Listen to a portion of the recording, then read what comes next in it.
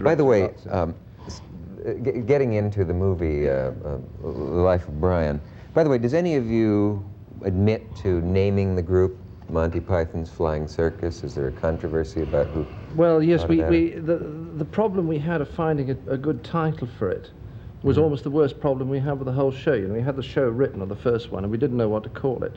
And we had a whole lot of fanciful titles, like we wanted to call it a horse, a spoon, and a basin. And a basin. And a basin, which I really liked. And somebody else wanted to call it Bun Wacket, Buzzard, Stubble, and Boot. Owl Stretching Time. The Toad Elevating Moment. There were all these suggestions. And one day we sat around and got very drunk, and we had to come up with a title. And somebody had already started to call it The Flying Circus. In fact, the BBC had started to call it that, and they'd started writing it in their schedules in ink, you know. So they said, well, could you call it The Flying Circus, because otherwise we have to write out new schedules. So we said, it's a nice title. And then we couldn't decide who, and we thought it might be Gwen Dibley's Flying Circus, because she'd been Michael Palin's music teacher when he was 11. And then somehow we went off Gwen Dibley. I don't know why. She could be famous, you know. Had someone else used her name, perhaps? No, nobody got there first. Gwen Dibley. And somebody came out with Monty Python, and we all fell about. And I mean, I can't explain why. We just thought it was funny that night. Presumably you haven't been sued by anyone named that. No, It sometimes happens when you're... Groucho Marx had that, didn't he? He had a character called Phineas X Flitterwaggle. One of the most preposterous names. That's right. And one showed up in Corning, Iowa or somewhere and sued him. Sued him. Second night, yeah. Thaddeus T. Flywheel? No, something like that, yeah. One of them. By the way, I have read The Life of Brian's script. I don't know whether this is the shooting script or is it ex post facto or after the fact put... It's the shooting script with a few things still left in that we actually edited by the time the movie got on the screen. Oh, so there's a few things in here that aren't in the film? Yes, one or two of the offensive things which we took out. But if you just glance down the list of characters, the Virgin Mandy and Mr. Big Nose and the man further forward, and there are many of these that are just wonderful. There's an ex-leper, which is a character, sort of a stock character these days, isn't it? And a Deadly Dirk and Pilot's Wife and a boring prophet. And in among Biggest Dickus and Intensely Dull Youth and Simon the Holy Man and so on, there's this wonderful mixture of character types. And then you notice that there are only, I think, 6 names. A casual observer would notice that most of the parts are played by the same people. Well, yes, the 6 of us played a lot of them. We had what there we are called... other people, of course. Yes, we called our repertory company, and there were 5 of them, and they played everything. But on the previous film, the Holy Grail, I remember the last day but one of the movie being driven to the location, and I said to the driver, I said, you've managed to sneak into a couple of scenes, haven't you? How many have you actually been in? And he said, I played 11 parts so far. The driver. And he was aiming to get it up to 15 by the end of the movie. You know, so if the driver's playing 15, we're working pretty hard. Tell me which way the controversy has been flowing lately, and on which side of the Atlantic is it more intense? I remember I don't know how many weeks ago it was, I heard the radio announcement of something that sounded in its tone as if there had been an outbreak of World War II or something, and it had to do with outraged religious groups that had seen here in New York. Film in New York. Yes. I think I switched on the radio to the phrase "a vicious attack on Judaism." Now, at what point did you all sit down and decide to make this vicious attack on Judaism and Christianity and everything that everyone holds sacred? How can we talk about that? Well, we just, after the Holy Grail, somebody suggested that it would be interesting to try and write a comedy set at the time of Christ.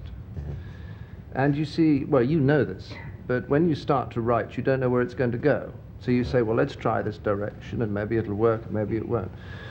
And we had an idea maybe that Brian was the 13th disciple but he had a very demanding wife.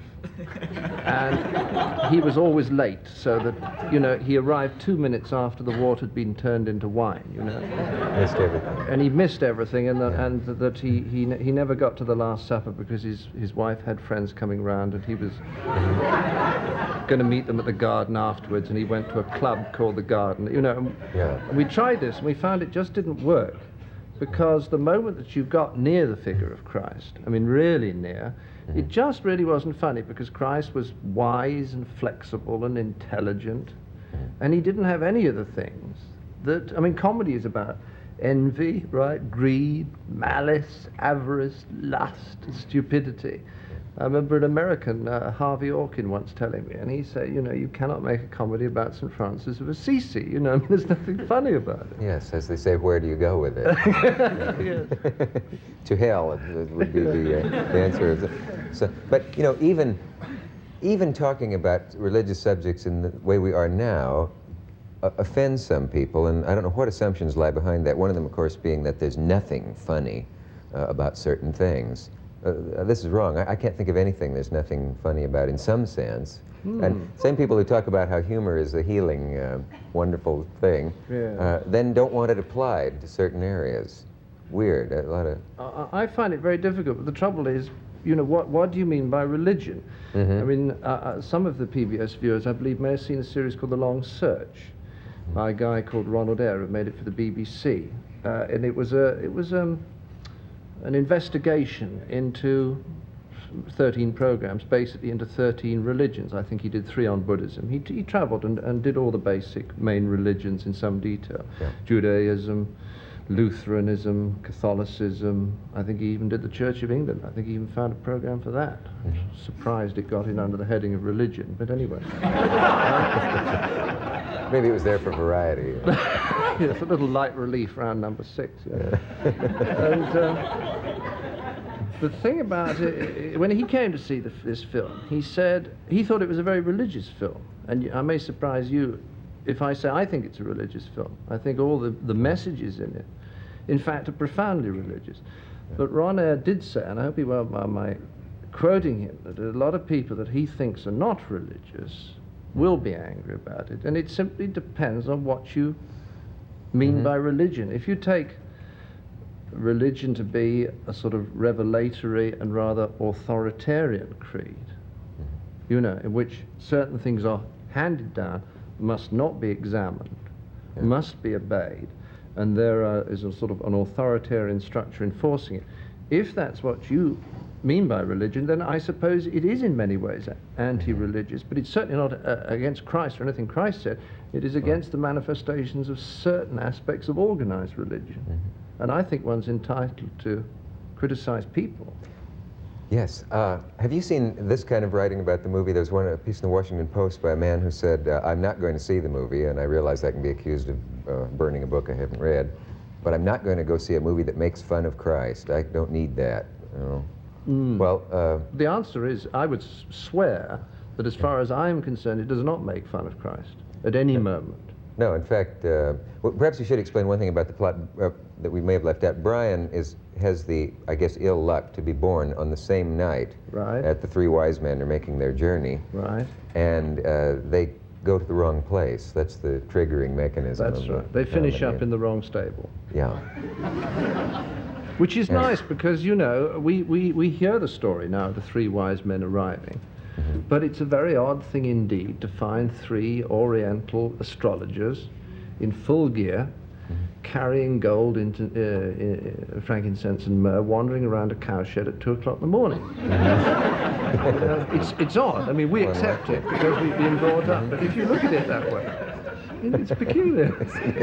What are they doing? You know, one of them says led by a star, and Mandy, Brian's mother, says led by a bottle more like, which is, you know, is the natural assumption, exactly. Yeah. Do you have any idea, or does anybody, where comedy leaves off and satire begins? Is it satire in the movie when Brian has all these followers that he definitely does not want, and they even stand outside and repeat his phrases and say, yes, oh, that's so true. And he tries to tell them, please, don't do this. I'm capsulizing, of course. And then A wonderful moment in the script says, remember, you are all individuals. And in unison, they chant, yes, we are all individuals. That must be satire, mustn't it? I think Have we so. crossed into the line? I think so, yes. And then almost my favorite line in the movie, which never ever gets a laugh, when he says to them, you've got to work it out for yourself. And they say, yes, we've got to work it out for ourselves. And he says, yes. And then there's a pause, and they say, tell us more. And he says, no, that's not the point. I got a laugh. Yes. It never gets a laugh in the movie. But you redeemed it here. Wonder why that Well, you could should dub it be. on.